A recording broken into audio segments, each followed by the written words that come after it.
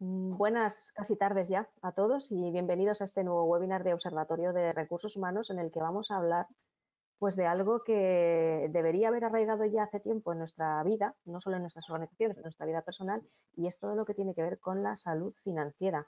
La situación que hemos vivido, pues hay numerosos estudios, de hecho en un webinar pasado lo comentábamos con Everis, cómo habíamos tomado conciencia personalmente del valor de tener un control mayor de esas finanzas personales y de cómo las organizaciones también tienen que tener una mayor responsabilidad en esa concienciación y en proporcionarnos también canales para poder pues tener una mayor estabilidad en este ámbito. Hoy contamos con colaboradores que son habituales nuestros, Yes por un lado, Test Thinking por otro. En el primer caso, bueno, está Christophe Lonet, a quien conocemos de hace ya tanto tiempo, ¿verdad, Christophe? Que, bueno, él es director general de Yes y quien va a hacer las presentaciones de nuestros ponentes de hoy. La presentación es toda tuya, Christophe. Muy bien, muchas gracias, Maite. Buenos días a todos y a todas. Un placer estar con vosotros hoy. Entonces, me toca pues ser el que hable esta primera parte del webinar. Si quieres, Maite, presenta un poco lo de qué vamos a hablar. Va a ser... A ver, aprovecho para presentar un poco del tema que vamos a abordar, para presentar los diferentes ponentes que me acompañan hoy en este webinar, ¿vale? Vamos a básicamente abordar 4 temas y seremos 4 ponentes a presentarlo, ¿vale? Bueno, empiezo por mí porque me toca la primera parte. Voy a hablar de nuevos enfoques para ofrecer bienestar financiero. Bueno, soy Christophe Launay, director general y fundador de Yes, y me acompañará en segunda parte donde vamos a hablar cómo ofrecer un apoyo integral para el bienestar financiero. Lo va a hacer Elena Sánchez, que es nuestra directora clínica y de operación.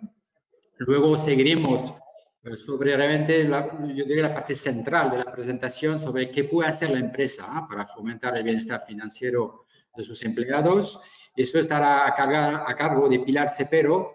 Pilar no la vemos, pero tiene cara, pero está con nosotros y es Financial Consider de ese Thinking, y va a ver un poco, explicarnos cómo, digamos, diseñar programas de sensibilización y educación financiera. Y finalmente cerraremos sobre una visión quizás más estratégica de cómo abordar programas de compensación integral, y lo hará a mano de Antonio Lamora, que es director de fiscalidad de Thinking, ¿vale? Entonces, voy a entrar directamente, me toca esta primera parte. Esta primera parte tiene una función, un objetivo, que es intentar, yo diría, crear un contexto, un entendimiento sobre la importancia por parte de las empresas de abordar políticas o estrategias de bienestar, incluyendo el bienestar financiero, ¿vale?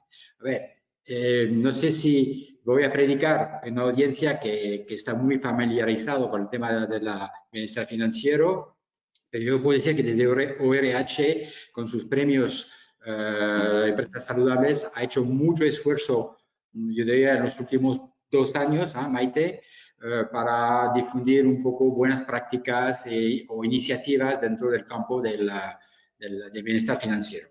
Pero vamos a entrar directamente. Entonces, bueno, este primer slide intenta explicar que en España, pues los conocimientos financieros de las personas, pues podrían mejorarse, ¿no? Ahí es una encuesta que hace la CNMV, la Comisión Nacional de Valores, hace 3 preguntas. La pregunta primero dice, oye, ¿podéis definir inflación? Y hay 42% de la gente que dice que no. ¿O podéis definir diversificación de riesgos? Pues ahí lo veis, 51% que no. ¿Y tipo de interés compuesto? 50% no. Son 3 preguntas básicas que son parte de yo diría, una educación financiera de base, ¿vale? Y de hecho, la encuesta que lanza la CNMV cada 4 años, son datos del 2016, pues se reproduce también a nivel europeo, ¿no? En otros países. Y bueno, España está medio a la tabla, ¿no? Justo con Gran Bretaña, y están arriba, pues normalmente Alemania, Austria y Suiza, donde hay una cultura financiera general dentro de la sociedad mucho más asentada, asentada.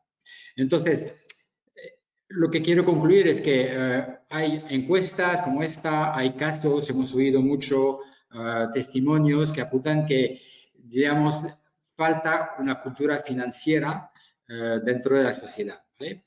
Y por lo tanto, pues la gente tiene mucha dificultad en la hora de planificar su presupuesto familiar. Y eso, el dato que te dice aquí, dice que 8 de cada 10 hogares españoles no pueden nunca ahorrar nada. Eso es un dato que viene de la OCU, ¿vale? Es un dato muy reciente, ¿vale? Entonces, hay una situación de educación financiera que es un problema, ¿vale? El slide siguiente intenta explicar, cuando preguntamos a la gente, oye, defíneme bienestar financiero. Entonces, ahí te dice ese gráfico, ¿no? Eso viene esos son datos americanos, ¿no? Que viene de Employee Financial Wellness Survey. De hecho, es una encuesta que hace cada año PwC. Y bueno, a ver, las definiciones son todas correctas, ¿eh? Es una visión personal que yo puedo tener de cómo yo definiría bienestar financiero.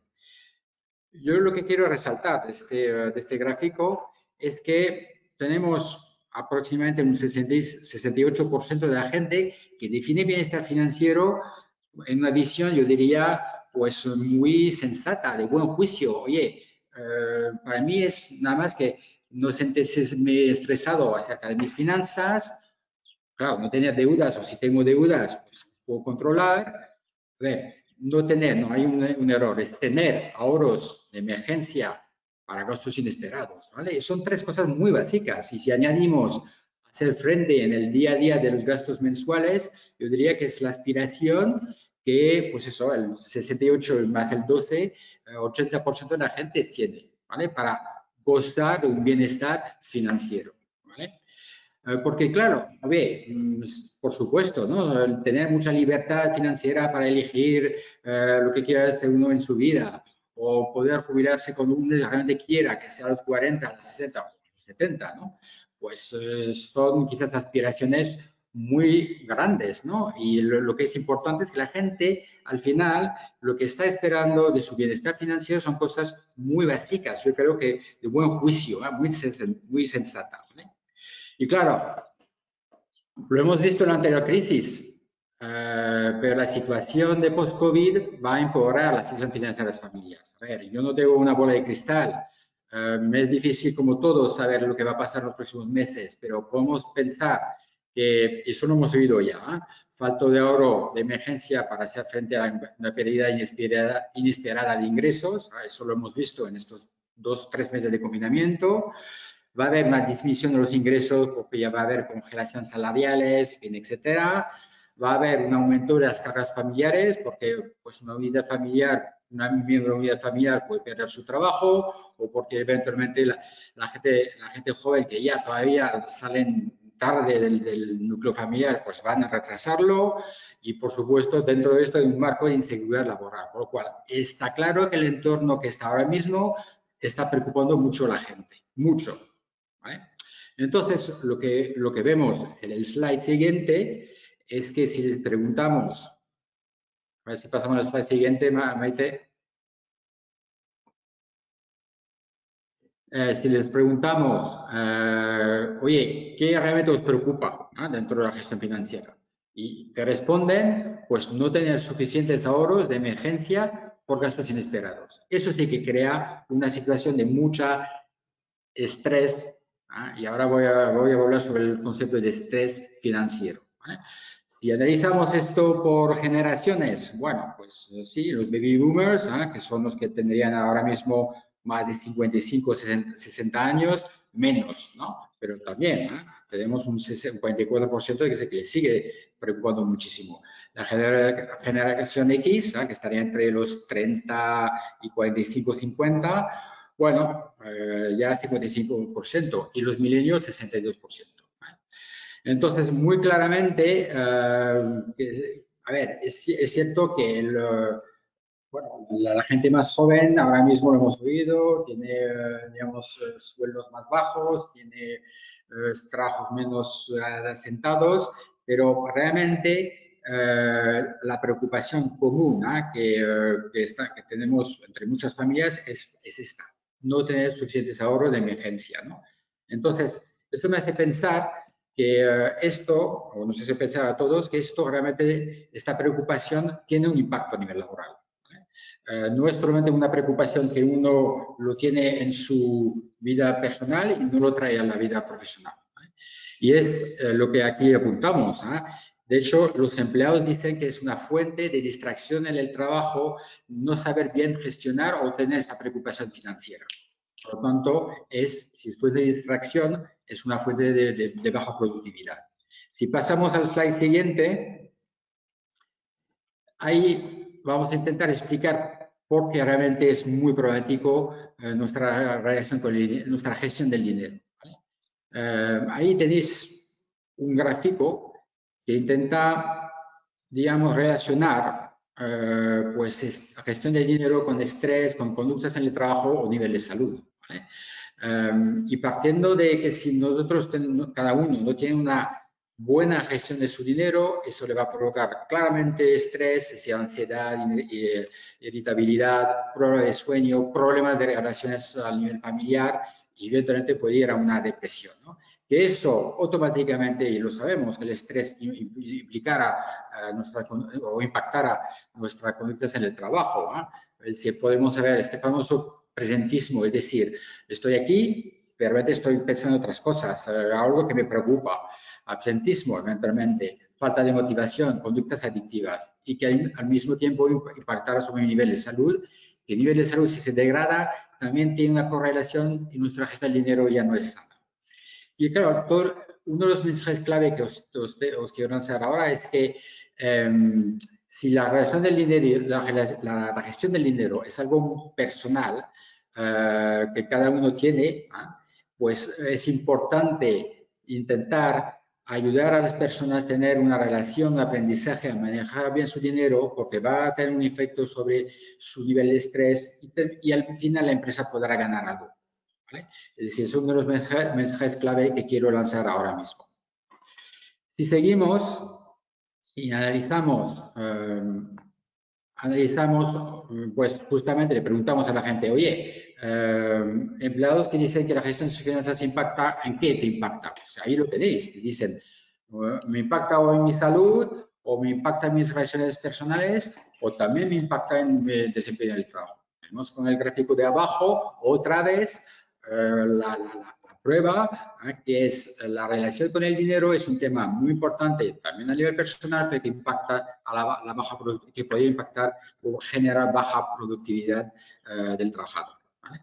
Entonces, poco a poco veis que yo lo que intento transmitir es que algo que es muy del ámbito personal, pues es algo que debería ya interesar las empresas. Es algo que, bueno, algo quizás nosotros desde empresa, como responsables de recursos humanos, podemos hacer algo. ¿Vale? Si pasamos al slide siguiente. Entonces, ya aquí en este slide empieza a centrar que, mira, como responsable de recursos humanos, sí, yo diría desde una vista empresarial, la gestión del dinero, la gestión de su presupuesto familiar es algo que es muy importante. ¿Por qué? Pues por una parte tenemos 89% de los empleados que reconocen que sus ingresos, pues la jubilación se verán afectados, hay una preocupación ya generalizada yo digo en la sociedad española. Esos son datos del barómetro de previsión social por National Netherlands, porque son datos españoles del 2018. Entonces, eso es caso de España. Entonces, ya hay una preocupación. 87% de los empleados admiten no saber cuáles son las ventajas de un producto de ahorro a través de la empresa. Ya volvemos al tema de educación financiera y todo esto. Y a partir de ahí, pues solo un 12% cuenta con un producto para la jubilación a través de la empresa. Entonces, como responsable de recursos humanos, tenéis la dificultad de hacer, digamos, que el empleado pues vea muy bien todo el beneficio de todas las iniciativas que estáis tomando, no todas, pero muchas empresas, y al final estas iniciativas en una baja adhesión, los empleados no disponen de información objetiva ni conocen las claves fiscales y financieras, ¿vale? O porque por esta falta de educación financiera, pues a lo mejor no tomen las decisiones racionales de suscribir este tipo de producto y además de la ayuda que puede ofrecer la empresa y que a lo muy largo plazo les va a ser muy beneficio para ellos, ¿vale? Además, este punto yo creo que volverá Antonio en la parte final, ¿eh? Sobre la visión de qué puede hacer la empresa para fomentar, digamos, el ahorro de los trabajadores, ¿vale? Bueno, a ver, ¿preocupa a las empresas? Sí, porque ese barómetro que C-Thinking hace con People Matters, y esos son datos muy recientes, ¿no? Son yo creo que, Antonio, son datos de mayo, ¿no? O abril-mayo 2020. Esta es una encuesta que hemos hecho con People Matters a lo largo del mes del tiempo de la pandemia, entre abril y mayo. Es una encuesta que se ha hecho, es una encuesta que es continua y recoge cuatro pulsos diferentes, ¿no? Es muy actual y establece mucho lo que es el contexto de las empresas ahora. Sí, sí. Sí. Entonces, bueno, y se ve que es la barra azul, ¿no? El gráfico es un poco pequeño, pero quizás podéis distinguir lo que es la barra azul, que es el resultado del último pulso, que bueno, veis, el 44% de las empresas dicen que van a invertir o van a hacer más cosas en el área de formación y el 38% de bienestar de sus empleados, ¿vale? Entonces, sí que el momento... Pues el momento está que las empresas que hacen cosas, están haciendo cosas y ahora mismo lo que intentamos a través de este webinar decir, oye, ojo, lo que esté haciendo dentro de formación o de bienestar, la pata bienestar financiero es una pata importante, ¿vale? Es una pata importante porque además, si pasamos al slide siguiente, pues, vale, claramente vamos a tener una congelación de los incrementos salariales. Es el mismo estudio, pero no he citado el origen de la fuente, es el mismo estudio que ha hecho C-Thinking con People Matters y el mismo dato de ahora de muy recientes, ¿vale? Entonces, va a haber una modificación de la retribución variable anual por la situación económica financiera, ¿vale? Entonces, sí que tanto las empresas ahora mismo un 24%, que es el incremento más importante, si comparamos con los diferentes pulsos que se hacen en el tiempo, que dicen, oye, tenemos que transformar toda nuestra estrategia política de beneficios. ¿Vale? Entonces, aquí hay, yo creo que planteabas desde gráfico, pues la necesidad, las empresas dicen, tenemos que hacer algo o vamos a estar haciendo algo. Esto es importante solo apuntar. Yo creo que esta encuesta lo que revela es una tendencia, ¿no? Una tendencia. Ahora mismo estamos en momentos de cambio, de adaptación constante, y lo que nos dice la encuesta es que hay empresas que sí, que quieren abordar esto, que quieren modernizar tanto sus convenios y acuerdos de empresa y transformar decididamente sus beneficios. En un entorno, por supuesto, de congelación salarial, reducción salarial, pero sí que es verdad que se plantean medidas de acompañamiento que yo creo que anticipan una tendencia muy clara a, digamos, a revisar todos los paquetes retributivos para toda la plantilla. Yo creo que es la lección que nos deja esta encuesta. Sí.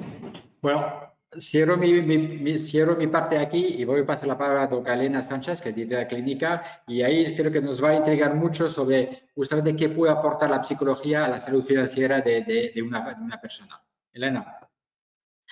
Gracias, Christoph. Bueno, pues efectivamente, ¿por qué nosotros apostamos por un acompañamiento integral en el bienestar financiero? Y en este caso, bueno, pues, ¿qué tiene que decir la psicología o qué tenemos que decir los psicólogos con respecto a las pautas de consumo de una persona y qué podemos aportar dentro de ese bienestar? Si pasamos a la siguiente slide, Maite, por favor. Bueno, pues la psicología como ciencia del comportamiento pues tiene mucho que decir. Obviamente las pautas de consumo o el consumo como tal es una conducta. Las conductas son aprendidas e igual que son aprendidas, se pueden desaprender, ¿no? En el caso de que estemos hablando de conductas que sean, bueno, pues dañinas o perjudiciales.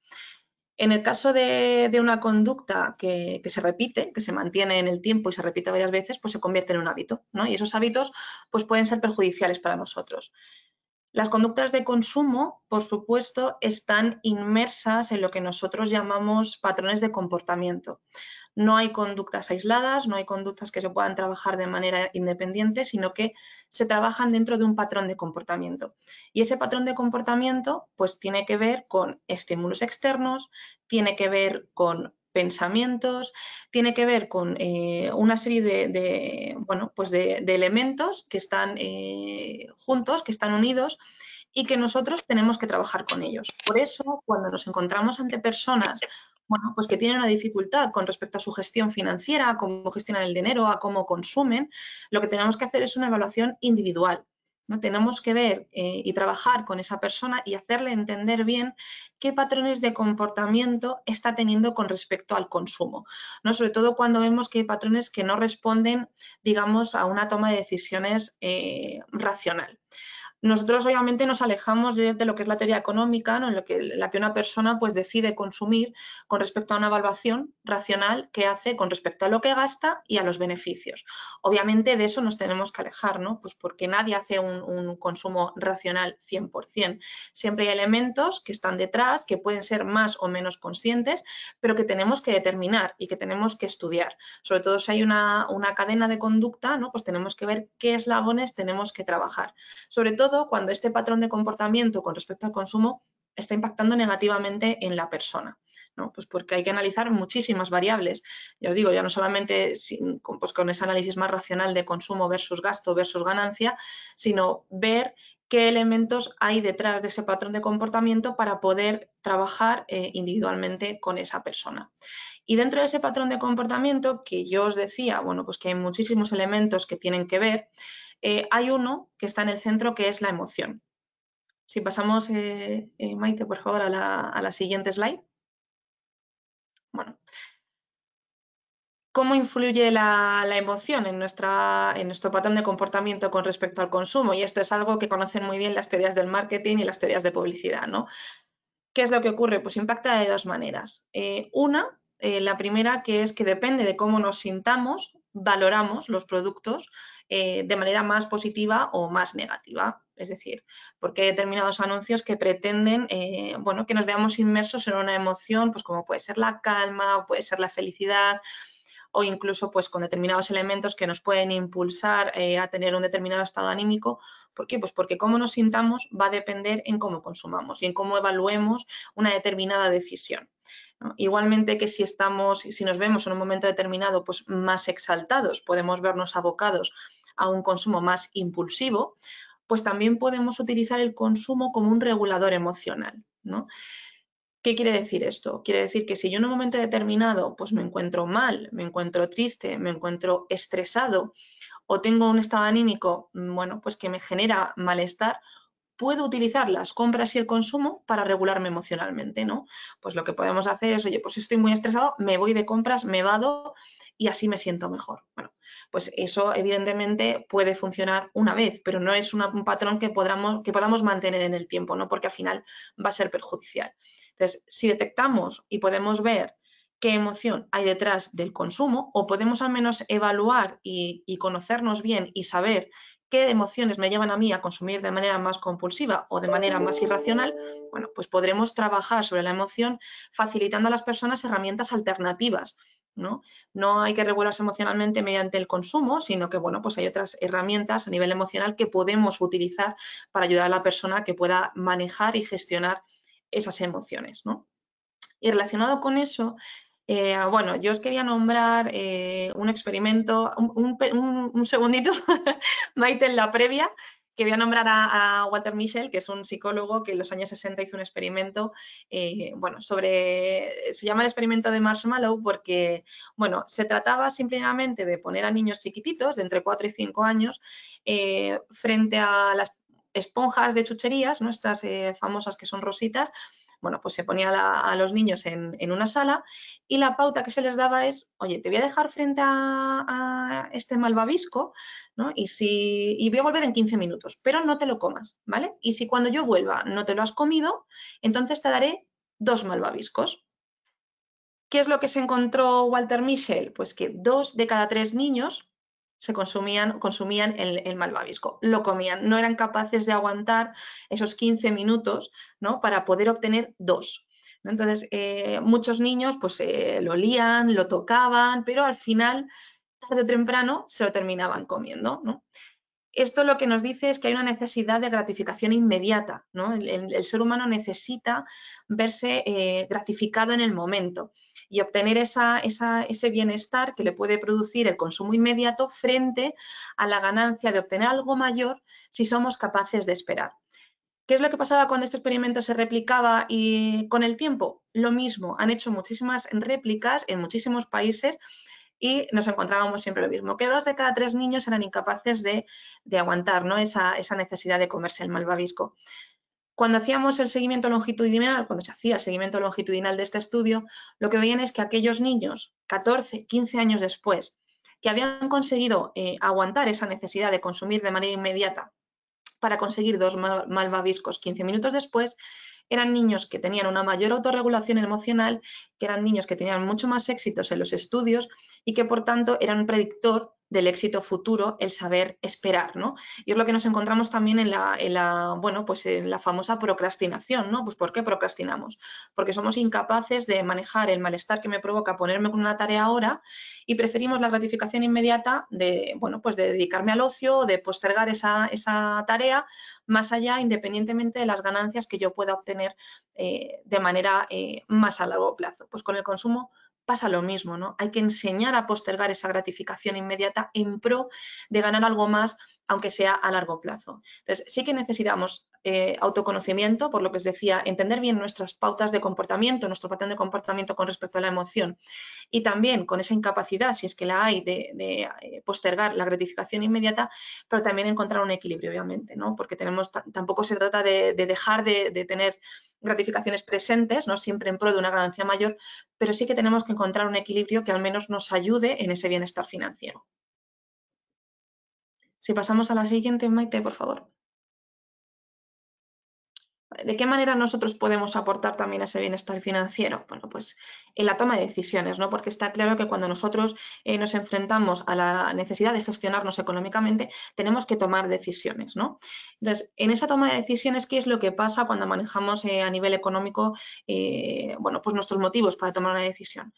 Pues que nos encontramos con que nadie toma decisiones a 30 años vista. Es muy difícil que alguien tome una decisión con respecto a lo que tiene que hacer pensando en consecuencias, ¿no? que va a ver o que va a disfrutar a 30 años vista, ¿no? Pues lo vemos con el consumo de tabaco, por ejemplo, ¿no? Pues ¿por qué cuando nos planteamos dejar de fumar no podemos o un elemento definitorio no va a ser nunca que mi salud va a ser mejor dentro de 30 años? Yo necesito ver a día de hoy esas consecuencias positivas, ¿no? Entonces, dentro de ese estudio que hacemos de manera individual, tenemos que encontrar aquellos elementos que son importantes para la persona a corto y a medio plazo, ¿no? Para establecer metas cortas que ayuden a la gente a ver, pues en esa cadena de conducta pequeños beneficios, pequeños escalones y que vamos consiguiendo metas pequeñitas que nos acercan, ¿no? a una meta mucho mayor. Entonces, planificar esa meta mayor en micrometas, ¿no? en metas mucho más pequeñitas, pues va a ayudar a la persona a que tenga un mayor control de las decisiones que toma y de las conductas que lleva a cabo. Otro de los elementos, pues también es que podemos facilitar es ayudar a la persona a tomar decisiones automáticas, pues porque aunque el ser humano está tomando decisiones permanentemente, aunque no lo pensamos, pero de manera permanente estamos tomando decisiones, hay decisiones que son automáticas, entonces por tanto no nos van a generar un desgaste o no nos van a generar pues un malestar asociado al tomar una decisión. Pues puede ayudar a la persona a dentro de las posibilidades que maneja tomar decisiones automáticas para que ese elemento ya sea un hábito y ya no me genere malestar. Y, por supuesto, fomentar el autocontrol, porque al final la voluntad pues es como los músculos, ¿no? Pues cuanto más lo entrene, más fuerte es. Entonces, necesitamos entrenar la voluntad un poco, pues haciendo alusión al experimento anterior que os comentaba de Marshmallow, aprender que si yo tengo autocontrol, que si yo tengo manejo y tengo control de mi voluntad, voy a ser capaz de tomar decisiones que me encaminen a, por supuesto, pues tener más éxito o al menos a tomar decisiones racionales que apoyen y, bueno, aporten más bienestar. Y en la siguiente slide, sí que, por supuesto, dentro bueno, pues de todo lo que pueda aportar la psicología a ese bienestar financiero, pues no nos podemos olvidar de que, bueno, pues tenemos mucho trabajo que hacer. Por un lado, en las consecuencias, digamos, negativas que podemos encontrar frente a una mala gestión económica, ¿vale? Pues como puede ser estrés. Nosotros en este periodo de confinamiento y en nuestro centro de escucha psicológica hemos recibido muchísimas llamadas de personas que sufrían muchísima ansiedad y estrés asociado por una incapacidad de hacer frente a las bueno, pues, necesidades económicas que tenían, ¿no? Pues por las circunstancias que estaban atravesando. Y obviamente nosotros de una forma reactiva no podemos acompañar a la persona en la parte económica, pero sí podemos acompañar a la persona en cómo gestiona el malestar para que le ayude a actuar, ¿no? Y a tomar otro tipo de decisiones o a tomar otro tipo de conductas que le ayuden a afrontar la situación que tiene. Si yo me dejo llevar por el estrés, que no puedo hacer frente a una factura, que no puedo hacer frente al pago de la hipoteca o que no puedo hacer frente a compras básicas, si yo me quedo instaurado en ese estrés lógico, ¿no? Que proviene de una situación anormal, yo me voy a quedar incapacitado para la acción. ¿No? Porque el estrés y la ansiedad lo que va a hacer es que yo me bloquee.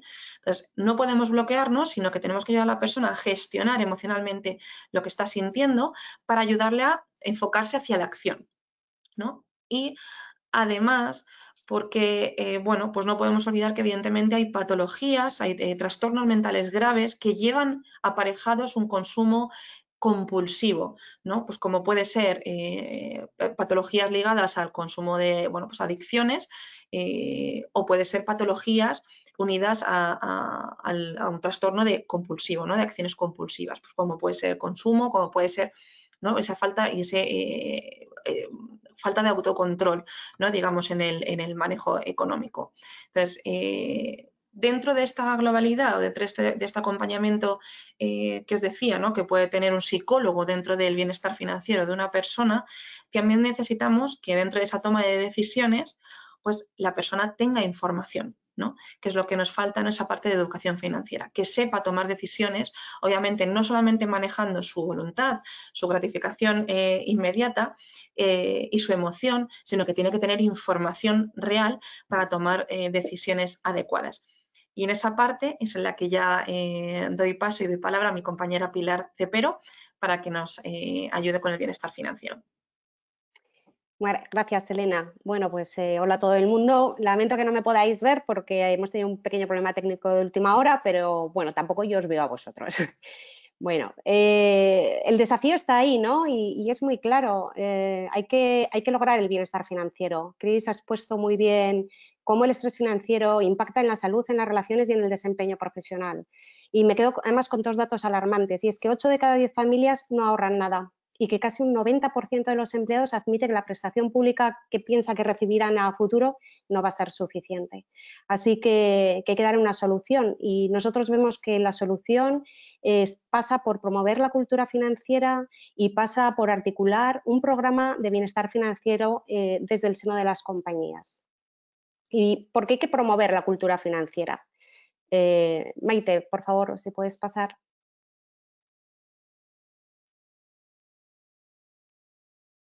Gracias.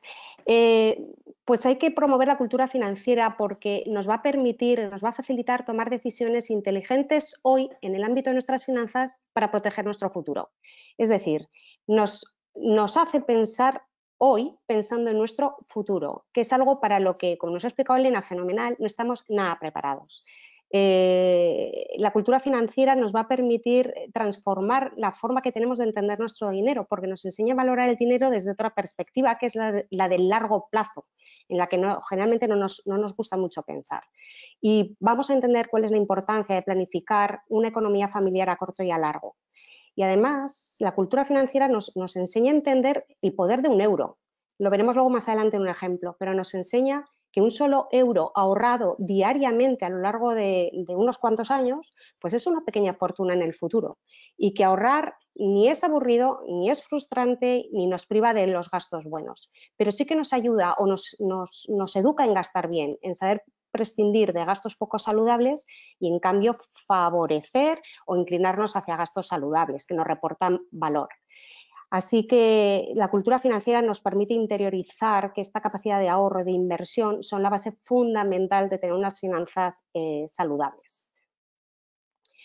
Así que, en definitiva, Maite, por favor, ¿qué permite la cultura financiera? Pues nos va a facilitar lo que ahí pone: tomar el control de nuestras finanzas personales, construirlas sobre el ahorro y la inversión para generar unas finanzas personales sólidas y saludables que nos acompañen durante nuestra vida, permitiendo disfrutar de nuestro objetivo vital y eliminar el estrés financiero.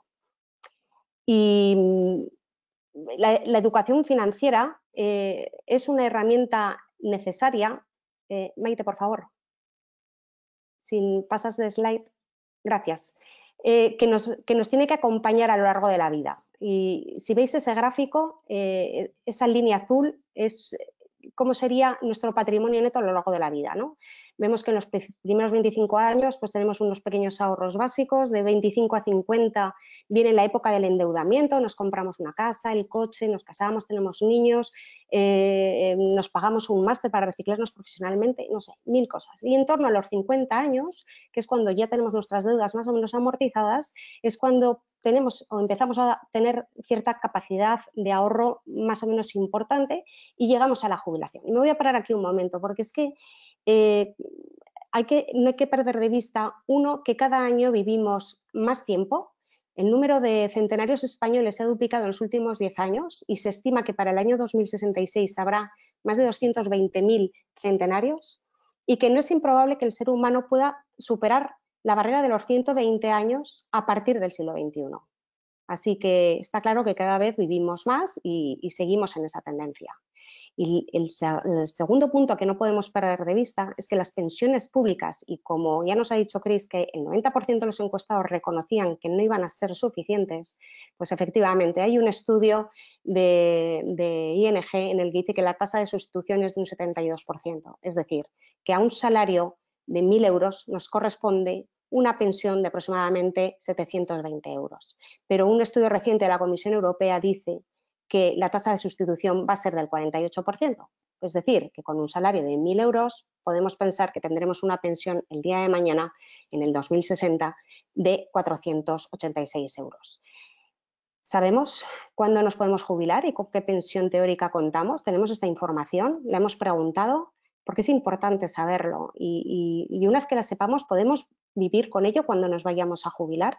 Así que es importante cuidarnos no solo físicamente, sino también financieramente, porque es un acto de responsabilidad primero con nosotros mismos y luego con nuestros hijos, porque no podemos ser una carga el día de mañana. Así que es importante tener esta educación financiera porque en todas esas decisiones que vamos tomando a lo largo de la vida, pues comprar esa casa o ese coche o lo que, no sé, contratar seguros o montar un plan de pensiones nos afecta a largo plazo. Y al afectarnos a largo plazo, pues estamos comprometiendo nuestra seguridad en el futuro. Así que importante esa educación financiera que nos ayude a tomar decisiones hoy pensando en el futuro y que nos va a permitir encauzar nuestra vida económica, establecer los objetivos a corto, medio y largo, ahorrar todos los años y sobre todo, valorar el riesgo que cada decisión tiene respecto de nuestros recursos financieros. Y aquí, y pasamos de slide, el acompañamiento financiero y fiscal que se puede brindar desde las compañías a los empleados para planificar, gastar, ahorrar e invertir con criterio es muy importante porque el mundo financiero está muy vinculado tanto con el mundo legal como con el mundo de los impuestos y son ámbitos complejos, son ámbitos que no son fáciles, y hay muchísima información, a veces incluso es abrumadora, ¿no? la información que tienen.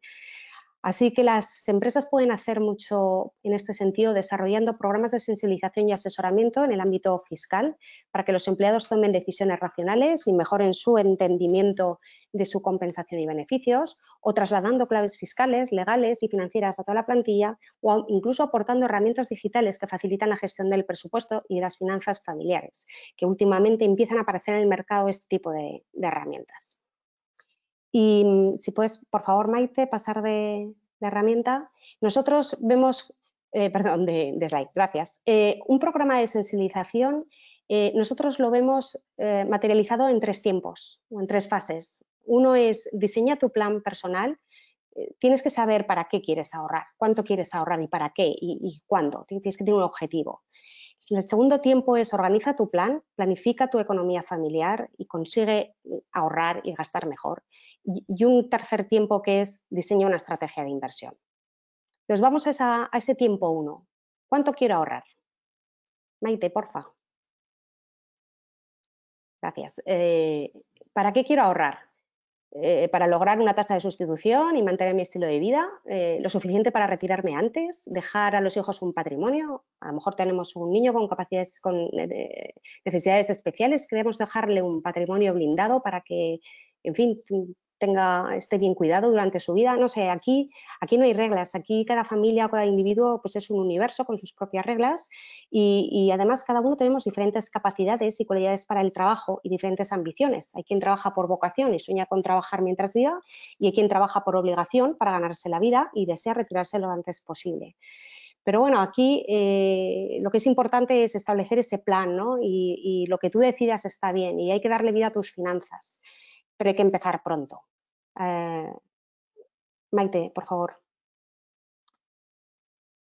Vamos a ver ahora cómo ese tiempo 2 y 3 del que hablamos de ese plan, que es el ahorro y la inversión, son 2 fuerzas poderosas, bueno, diría yo que casi las 2 únicas fuerzas para lograr nuestro objetivo vital, para alcanzar lo que nosotros queremos. Vamos a pensar, ¿os acordáis que os hablaba antes del poder de un euro? Vamos a pensar que tenemos un hijo y el mismo día que nace le abrimos una cuenta de inversión y le ponemos ese euro y cada día le aportamos un euro. Lo que significa aportarle al año 365 euros. El patrimonio que habría tenido este niño cuando tenga 65 años será de 175.000 euros, que a un 5% de interés estamos hablando de 176.000 euros de patrimonio. ¿Y si ahorramos 3 euros al día? Si ahorramos 3 euros al día, pues lo veis en el gráfico. Llegamos a tener un patrimonio de los 500.000 euros.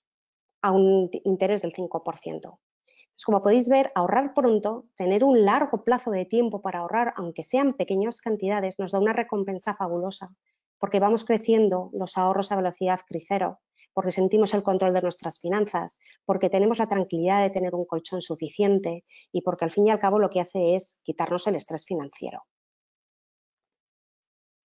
Os voy a explicar ahora un poco los 2 principios más importantes o de los más importantes del mundo del ahorro y la inversión, ¿no? Que es el alto coste de la espera y el poder del interés compuesto, que lo comentaba antes también Chris al principio de la exposición. Ahorrar una misma cantidad empezando a los 25 años te permite multiplicar tu ahorro por 3. Si empiezas a los 55, solo multiplicas por 1,3. Ahí lo veis en la tabla.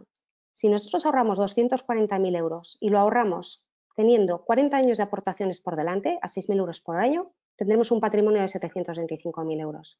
¿Qué pasa si ahorramos en los últimos 10 años de nuestra carrera profesional? Pues que para tener esa cantidad de dinero, de 240.000 euros ahorrados, tendremos que aportar 24.000 euros todos los años y tendremos un patrimonio de tan solo 300.000 euros. Por eso, empezar tarde a ahorrar tiene un coste muy elevado y esto es algo importante que la educación financiera o la cultura financiera te hace llevar interiorizado. Y el segundo principio importante es el poder del interés compuesto. O lo que es lo mismo, Maite, por favor, si puedes pasar. Gracias. El poder del interés compuesto es aquel que se va sumando al capital inicial y sobre el que se van generando nuevos intereses. O dicho de otra forma, es la reinversión constante de los intereses que consigues por tu dinero. De forma que cada vez que obtienes intereses sobre un capital mayor y por tanto tus ahorros van cada vez creciendo más. Y lo veis ahí en el gráfico. Estar aportando durante 40 años una misma cantidad de 3.000 euros al año. Fijaros cómo crece el patrimonio si se ha invertido al 1% o si se ha invertido al 10%. Es importante cuidar de nuestros ahorros y estar bien invertidos, o saber dónde los tenemos invertidos, o saber vigilar a quién nos los invierte. Y si volvemos al plan, a ese tiempo primero, ¿no? ¿Cuál es mi plan? Bueno, vamos a imaginar que lo tenemos ya cuantificado y vamos a suponer que mi plan es recibir 1.000 euros de mis ahorros. Yo quiero tener un patrimonio que me genere 1.000 euros todos los meses. ¿Cuánto tendríamos que ahorrar? Bueno, pues ahí lo podéis ver. Podéis ver que para conseguir una renta de 1.000 euros, suponiendo tasas de interés del 5%, si tenemos 40 años por delante para ahorrar, solo necesitaremos ahorrar 2.000 euros al año. No es mucho, ¿no? En cambio, si solo tenemos 5 años por delante, estamos en nuestros 60 años, ¿cuánto tendríamos que ahorrar? 44.000 euros al año. Buah, igual ya hemos llegado muy tarde. Así que a mayor tiempo para ahorrar, menor esfuerzo de ahorro. El impacto es enorme y combinado con una buena rentabilidad, el impacto es brutal. Carecer de unas nociones básicas sobre inversión, sobre productos, sobre fiscalidad, sobre ahorro o de no tener un buen asesor realmente resulta carísimo. Y ya por último, pues para concluir, intentar hacer un resumen de todo lo que hemos visto. La cultura financiera, Maite, por favor, si puedes pasar de slide. Gracias. En definitiva, la educación financiera lo que nos va a permitir es que los empleados reduzcan o anulen su estrés financiero en la medida en que vayan ahorrando y vayan construyendo unas finanzas sólidas. Y para eso hay que empezar a ahorrar pronto, ahorrar con regularidad, presupuestar gastos, ahorros e ingresos, planificar fiscalmente y obtener una buena rentabilidad a los ahorros. Y sobre todo, tomar decisiones con criterios, estar educados para saber lo que tenemos que decidir. Pues muchísimas gracias. Le dejo paso a Antonio, que nos explicará ahora cómo articular un programa de vanguardia de bienestar financiero. Muchas gracias, Pilar. Buenas tardes a todos ya. Comentábamos antes con la encuesta esas nuevas tendencias de compensación, esa sensibilización que tienen las empresas ahora parece que empiezan a tener de ofrecer ese bienestar, preocuparse por la salud. Eso nos ha llevado a hablar de la salud financiera. Y también somos conscientes de que estamos en un momento pues, de congelación, reducción salariales. Y nos ha parecido muy interesante traeros un ejemplo de la práctica. De la práctica de lo que hemos hecho. Una compañía que, no teniendo insolvencia económica, no habiendo visto reducida su actividad, sí que se plantea transformar sus beneficios para modernizarlos, ¿de acuerdo? Este es un proyecto que al final vino impulsado por recursos humanos, pero que fue apoyado por usted, por el CEO de la compañía. El CEO de la compañía porque al final todo lo que supone ahorrar costes, optimizar o transformar, pues genera el interés de la dirección. Y aquí hubo un alineamiento muy grande entre recursos humanos y la dirección. Aquí os ofrecemos algunas palancas para decir, queremos, apoyar financieramente a un programa de bienestar financiero, pues no es caro, pues, es un servicio adicional que se puede prestar. Pero ¿qué pasa si queremos también fomentar el ahorro desde la compañía? ¿Dónde sacamos recursos para hacer esto? Aquí hay 4 palancas, 2 palancas básicamente. Creemos que la de los propios convenios y acuerdos que están muy en boga hoy en día, ¿no? La palanca, los convenios nos permiten, aplicando el principio de Pareto, con una pequeña, transformar una decisión a nivel de acuerdo de empresa o de convenio, muevo o afecto al 80% de la plantilla, ¿vale? Aquí os vamos a proponer cómo garantizar ese mínimo vital en pensiones desde el propio convenio, ¿de acuerdo? Otra forma de liberar, y optimizar recursos que encontramos en esta compañía fue transformar aquellos conceptos retributivos que estaban obsoletos, que no cumplían siquiera su finalidad a nivel de compensación, no eran valorados. Y bueno, al final se trataba de liberar recursos, estamos hablando de bastante dinero, que nos permite construir y nos permite caminar hacia nuevos conceptos de compensación, ¿de acuerdo?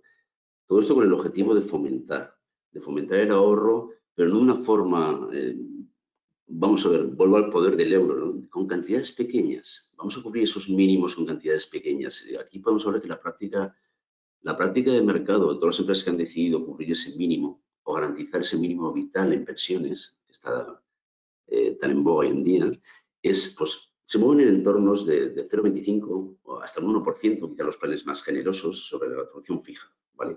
Estamos hablando de cosas pequeñas, pero que sí que permiten a la empresa establecer una palanca para decir, esto es lo que la empresa aporta por ti, ¿vale? Evidentemente, todos estos sistemas, somos conscientes que estamos, como decía antes, en un entorno de restricciones, en un entorno de reducción de costes, y todos estos sistemas en esta empresa se vincularon a la evolución de la compañía. Eso también se sensibiliza a los empleados. Saben que si la compañía va bien, ellos también tienen este beneficio. O sea, vinculábamos, era un sistema totalmente sostenible. No hablamos de hacer cosas caras, hablamos de hacer cosas con criterio, con lógica y sostenibles. Y evidentemente que sean que se financien por los propios, el propio comportamiento económico de la sociedad. Si tiene un comportamiento positivo, pues eso revierte a todos los empleados, ¿vale? Por eso hablamos de sostenibilidad. Evidentemente, las empresas que deciden fomentar el ahorro desde la propia compañía, pues digamos que también adquieren esa responsabilidad social corporativa que tiene beneficios incalculables a nivel de los empleados. Vamos a entrar un poco más en más de detalle de estas cosas que os he mencionado. Gracias, Maite. Hablamos del convenio como los convenios realmente han sido cosas bastante obsoletas, bastante formales, que no han supuesto una transformación, pero nosotros sí creemos que puede ser una palanca muy poderosa con pequeños cambios, ¿de acuerdo? Aquí teníamos, por ejemplo, un convenio, mucho que vosotros lo habéis hecho, bueno, que establecía, hay otros años, este año estábamos hablando antes de la crisis pues generalmente los convenios establecían un incremento del 2%, ya veremos en qué quedará.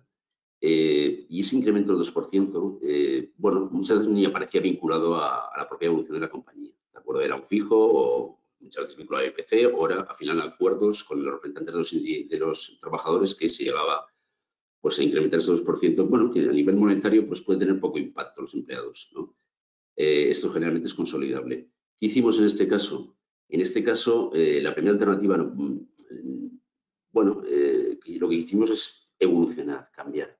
Vamos a establecer incrementos fijos para determinados niveles salariales, para aquellos que realmente pues, estén debajo de unos umbrales determinados, ¿vale? Y el resto, ese 2%, incluso muchas hasta el 3%, lo que proponíamos era una mejora de la retribución variable, que evidentemente no es consolidable, está vinculado siempre a resultados, y eso también da mucha flexibilidad tanto a la compañía para poder establecer estas mejoras.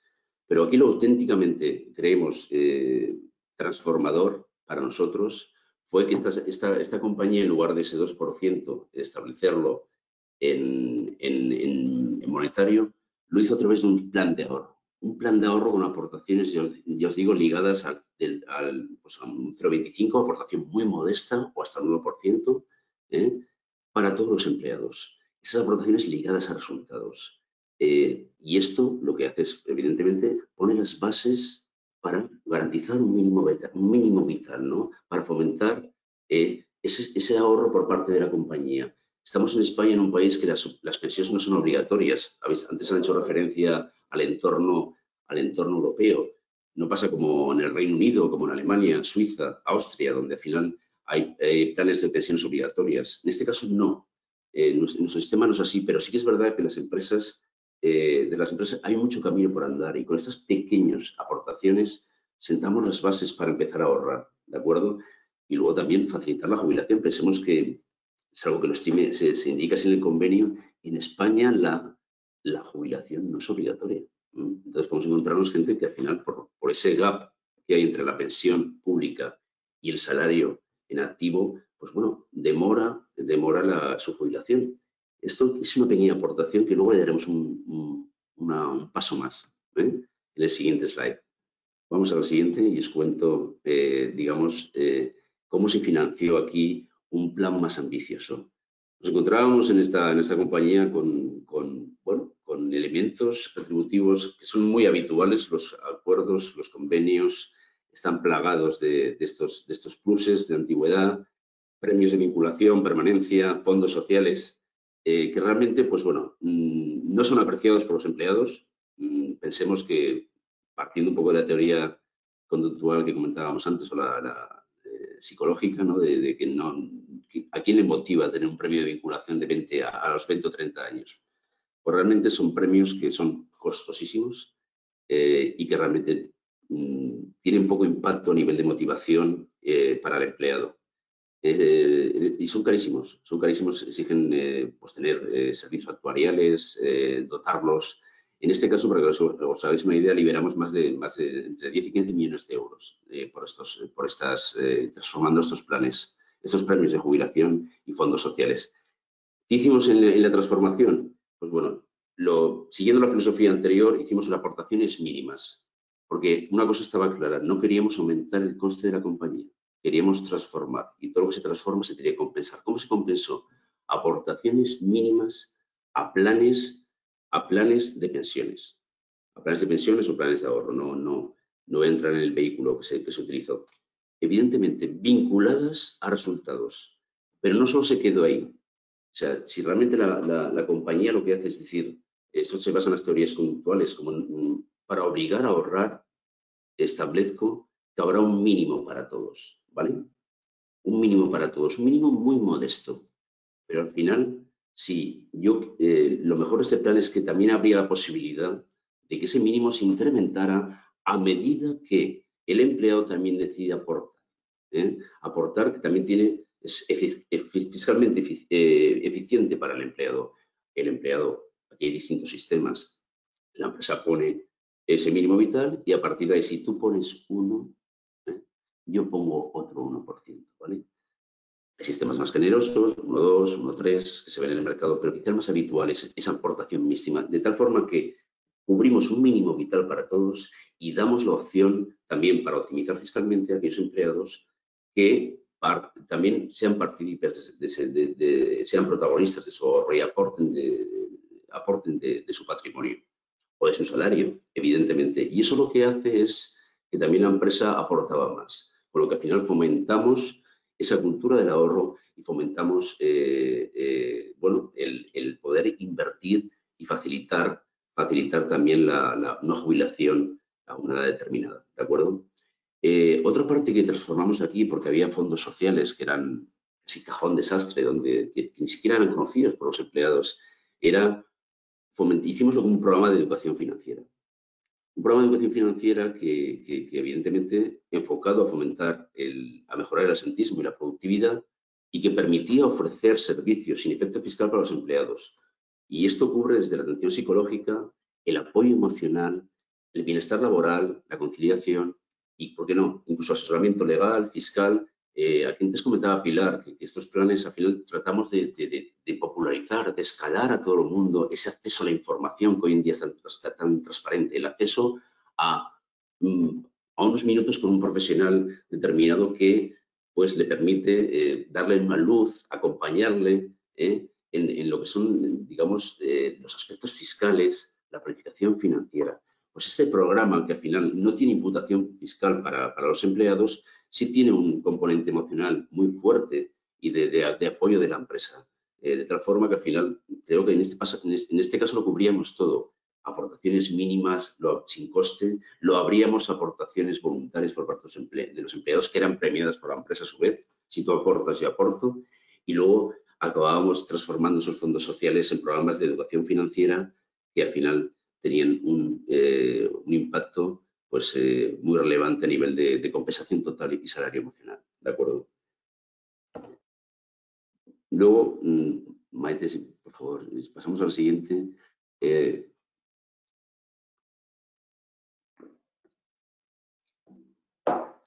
Quiero acabar con Quiero acabar con una reflexión en las claves para fomentar el ahorro desde las compañías.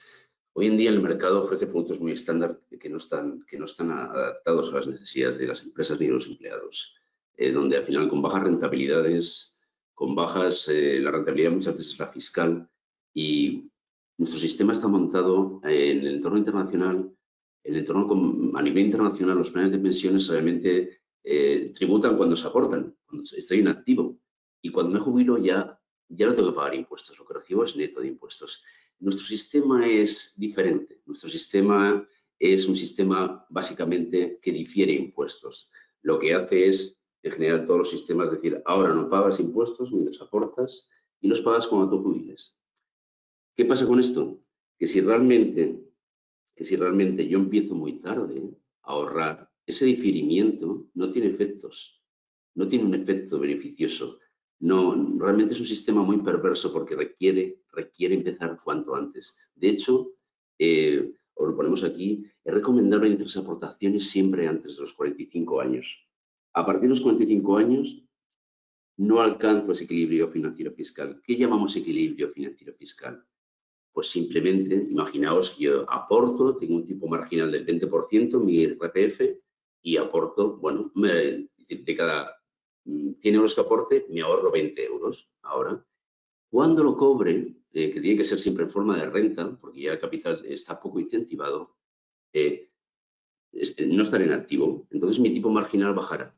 Entonces se trata de buscar ese equilibrio entre lo que ahorro ahora en activo y qué voy a pagar después. Cuando lo que ahorro en activo es menor a lo que pagaré cuando me jubile, hablamos de que tiene un efecto no solo fiscal muy positivo, porque realmente estoy pagando impuestos. Difiero, tardo en pagar impuestos muy tarde, lo que tiene un componente financiero muy importante, y encima estoy dejando de pagar impuestos, ¿de acuerdo? Eso sí que siempre ponderar las aportaciones y también elegir el momento y cómo cobro estas planes de pensiones en forma de renta, ¿de acuerdo? Eso siempre hay que buscar. Y ahora mismo en el mercado no hay planes que realmente que cumplan bien esta finalidad para todos los empleados. Se trata de hacer cosas sencillas para los empleados que les permitan alcanzar ese equilibrio financiero fiscal. Bueno, vuelvo a mencionar, insisto, en la segunda parte, cuando me planteo hacer esto y fomentar el ahorro desde la empresa, está claro que no tiene por qué incrementar el coste, sobre todo si vemos que estos tiempos de oportunidad, pues si puedo transformar aquellos conceptos retributivos que están obsoletos o poco valorados por los empleados. Entonces os animamos a impulsar estos proyectos, a transformar, a ser estratégicos de cara a vuestros CEOs y lanzar ese mensaje de decir, tenemos aquí bolsas, paquetes de compensación que no son valorados, ¿por qué no los transformamos en algo más racional? En algo que realmente, sin incrementar el coste de la compañía, vaya a fomentar el ahorro y vaya también realmente a decir a los empleados, a fomentar la marca de buen empleador. Porque diseñar sistemas como los que hemos propuesto, tanto garantizando mínimos vitales como de aportación conjunta, fortalece el compromiso del empleado con la compañía y, por supuesto, la imagen socialmente responsable está ahí. Y yo creo que al final identificarse con una marca, con un buen empleador, eso es fundamental. Y yo creo que en el caso que os he mencionado antes, eso se consiguió. Estas eran un poco las reflexiones que tenía en mi parte, ¿no? Y bueno, si te parece, Cris, concluimos un poco y damos un poco la visión. Sigue, Antonio, sigue, ¿no? Bueno. Sí, bueno, al final a nivel de conclusiones, sí, perdón. Pasamos a la siguiente, sí, me tocaba a mí, disculpad. Pasamos a la siguiente, sí.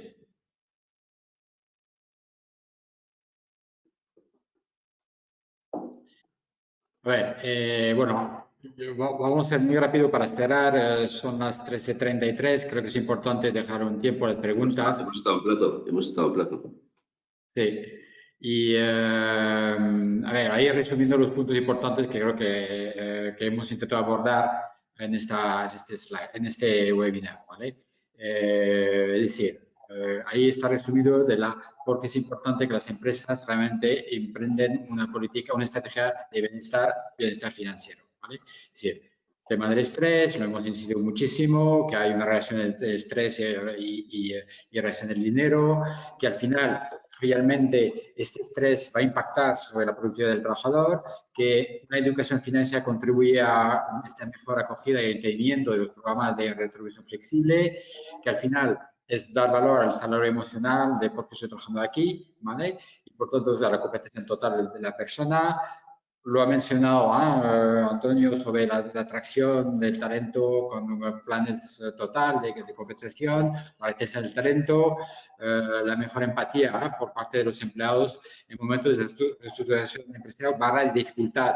A ver, Elena lo mencionó. Hemos, por ejemplo, en nuestra central de nuestro equipo de apoyo, hemos recibido muchas personas que, por ejemplo, estaban en ERTE, pero en ERTE hubo muchos retrasos por parte del CEPE en el pago y ha creado situaciones de dificultad, porque claro, 8 de cada 10 familias no gestionan bien su patrimonio y no tienen dinero para hacer frente a estos gastos inesperados, ¿vale?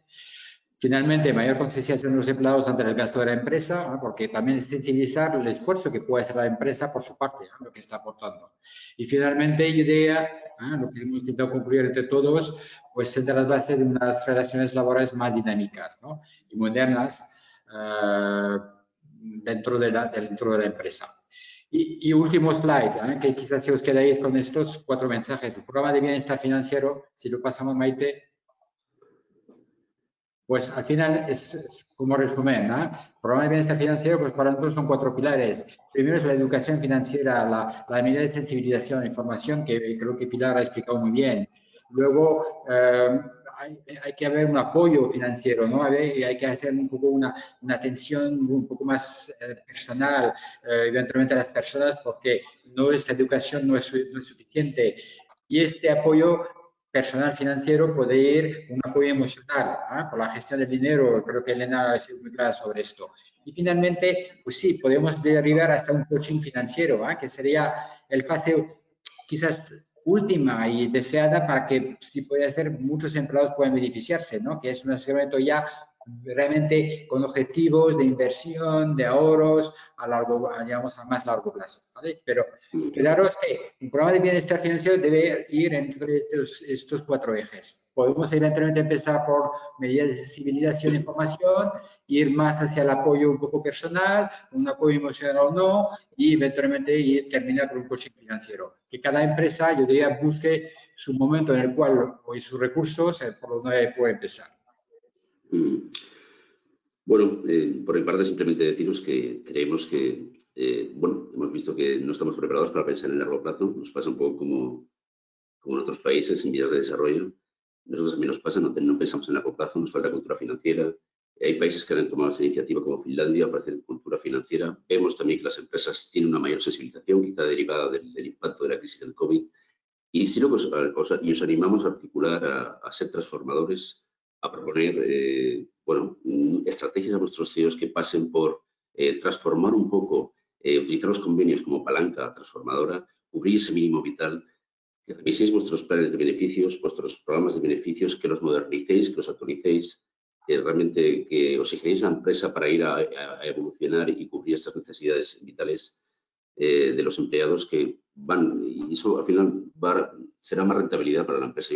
Creemos que establecer programas de bienestar es rentable para las compañías, porque no somos en nuestra vida personal y en el trabajo somos la misma persona. O sea, los problemas, no hay diferencia, ¿no? Nos comportamos igual y si tenemos estrés en el trabajo, en la vida personal, pues en el trabajo pasa exactamente lo mismo, ¿vale? Por eso os animamos a ser transformadores y a iniciar programas de este tipo, como este tipo que os hemos traído hoy aquí, ¿vale? Nada más, por mi parte. Gracias.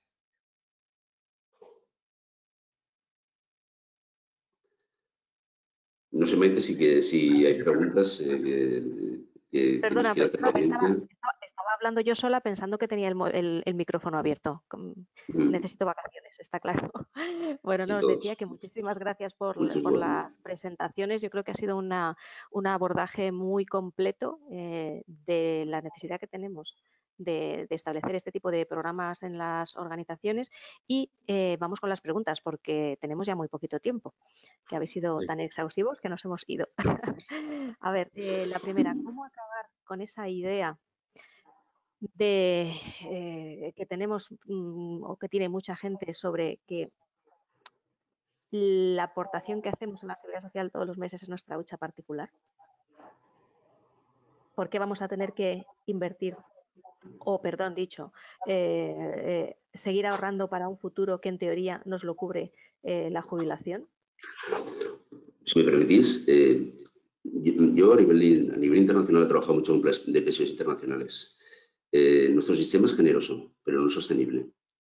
Os voy a poner un paralelismo. En el Reino Unido yo aporto 3 y recibo 0,7. De cada 3 euros que aporto al sistema público recibo 0,7. Es mucho más caro que en España, tanto a nivel de empresa como empleado. En España el sistema es todo lo contrario. Aporto 1 y recibo casi 2. Es un sistema que sabéis que está ahora mismo, se va a modificar, pero realmente no es sostenible. Y aunque sea sostenible, aunque comentemos, como comentábamos antes, a nivel de comunitarios se hablan de estudios que la tasa de sustitución, o sea, si esos 1.000 euros que percibo ahora serán una pensión de 400 o 500 cuando me retire. Por eso es muy importante el establecer programas alternativos que no son obligatorios en nuestro país. Y por eso, si te contamos con una empresa socialmente responsable que cubre esta parte, que cubre este mínimo vital y que me ayuda a ahorrar, evidentemente porque tiene un interés en mi trabajo, en mi productividad, eso me va a permitir también abordar, vemos que la línea de jubilación va a ser, hablo con el gráfico que ponía antes Pilar, esa línea que va subiendo, en la jubilación hay costes. No solo en el momento de los 25 o 50 años que compramos coches, endeudamos, másters, cuando me jubile voy a tener que necesitar asistencia. Hablamos de que la esperanza de vida va a ser superior a los 100 años. Muchas veces digo a mi hija, tú ya vas a vivir a 150. ¿Qué voy a hacer en esos años? Si no tengo un colchón financiero, ¿quién me va a cuidar? ¿Dónde voy a...? Va a generar muchos gastos. Quiero decir, eso yo creo que no vamos a pensar a largo plazo, pero es muy importante quizá complementar lo público, porque lo público también se va a mermar.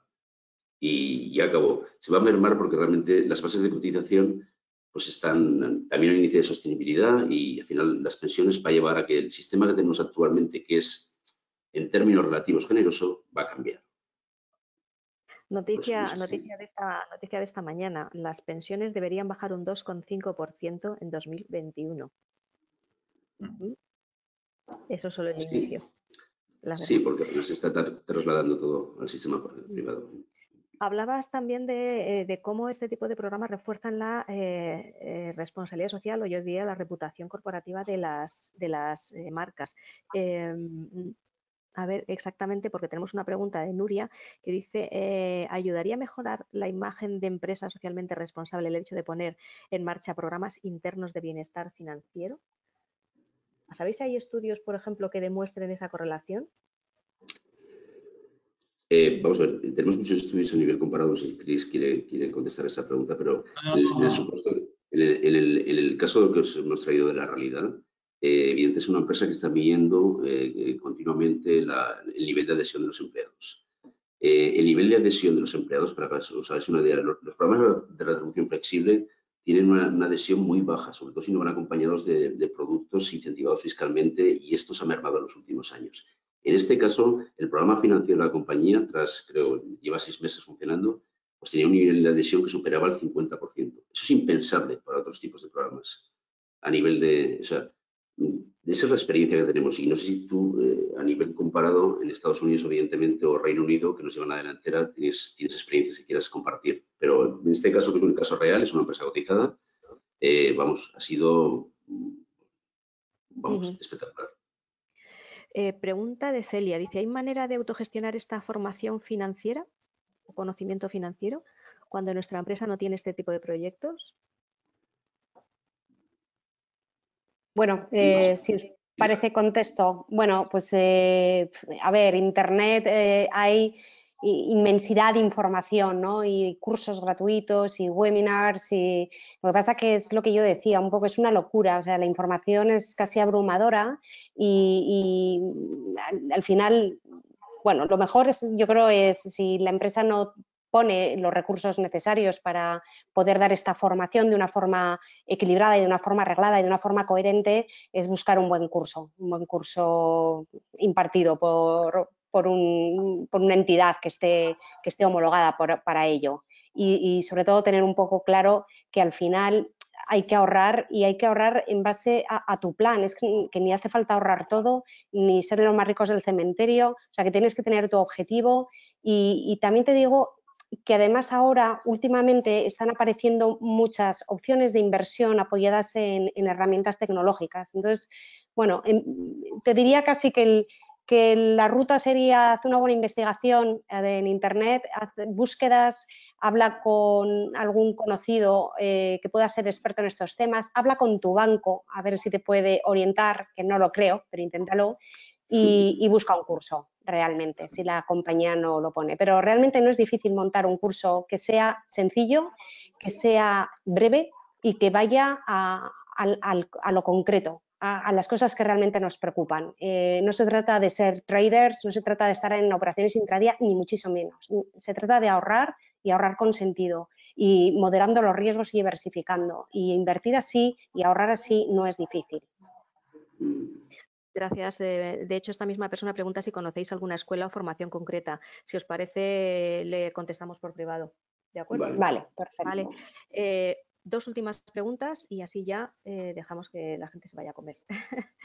A ver, ¿cuándo sería el momento ideal para que un empleado pusiera en marcha un programa de bienestar financiero? ¿A qué edad? Teniendo en cuenta pues, la diferente formación además que tienen los millennials y la generación del baby boomer. ¿A partir de qué momento empezar a ahorrar? Yo creo que cuanto antes mejor, ¿no? Dado lo que Eso es. Cuanto antes. As soon as possible. Esa es la respuesta. Antes hemos olvidado, y quizás esto es una idea de Pilar, muchas veces demostramos a la juventud en las conclusiones. Ahora tenemos los centennials que están muy preocupados por su autonomía financiera. Gran parte de ese porcentaje son personas que sí que tienen esa cultura del ahorro y quieren alcanzar esa autonomía financiera. Es decir, cuanto antes empecemos, mucho mejor, sea por nuestro sistema fiscal que, como he dicho antes, se basa en el diferimiento. Si yo difiero solo 2 años, es ridículo el beneficio que puedo tener. Y en planes de pensiones o cualquier instrumento de ahorro, siempre antes de los 45 años. Es decir, no hay que pensar cuando llega el momento, ¿no? Pero bueno, y luego también lo que estamos viendo a nivel de empresas que, sobre todo, que tienen bastantes problemas de retención de talento, sector tecnológico, esa juventud que tiene otra concepción de la vida también nos enseña muchas cosas. Esa austeridad y esa forma de empezar a ahorrar ya de jóvenes es muy apreciado en las compañías, porque ya es una realidad tangible, es una cosa que estoy teniendo ya, una compensación que es mía, que va creciendo conmigo, ¿no? Y que me da seguridad. Y eso es que está ayudando también a motivar y a tener el talento joven, porque muchas veces pensamos que planes de pensiones son solo para gente mayor y cuando llegas allí realmente puedes hacer muy pocas cosas. La verdad es que la proactividad empresarial a la hora de pensar qué es aquello con lo que puede favorecer la experiencia del empleado es fundamental en momentos como los actuales, e incorporar este tipo de medidas refuerzan otras que ya tienen otro largo recorrido, que se han revelado eficientes, pero no suficientes, porque hay que estar siempre pensando en las necesidades nuevas que surgen, y ahora mismo tenemos una económica y financiera fundamental. La última pregunta. ¿Esperáis algún tipo de cambio desde el punto de vista legislativo que no penalice el ahorro privado? No, no a corto plazo. Es una cosa que íbamos hablando muchos años. Ya he hecho referencia antes en cómo está configurado nuestro sistema de pensiones o planes de ahorro privadas y realmente pues se basa en el diferimiento y realmente no hay grandes incentivos fiscales, algo que no pagas ahora pero pagas después. Entonces lo que trataba de decir antes, al final es lo comido por lo servido. Si yo empiezo muy tarde, va a ser lo comido por lo servido. Si empiezo antes, entonces sí voy a ahorrar impuestos.